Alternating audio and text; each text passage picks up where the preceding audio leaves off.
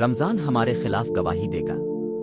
رمضان آ گیا اور ہم نہیں بدلے تو یہ رمضان ہمارے خلاف گواہ بن جائے گا۔ رمضان وہ مہینہ ہے جس میں شیطان قید کر دیا جاتا ہے، لیکن اگر پھر بھی ہم گناہ نہیں چھوڑتے تو مسئلہ شیطان نہیں، ہم خود ہیں۔ سحری کر کے جھوٹ بولنا، روزہ رکھ کر آنکھوں سے گناہ کرنا، افطاری سے پہلے غصہ اور بدتمیزی۔ یاد رکھو، بھوک اور پیاس کا نام روزہ نہیں، گناہ چھوڑنے کا نام روزہ ہے۔ حدیث کا مفہوم ہے، رسول اللہ صلی اللہ علیہ وآلہ وسلم نے فرمایا، بہت سے روزہ دار ایسے ہیں جنہیں روزے سے بھوک اور پیاس کے سوا کچھ نہیں ملتا۔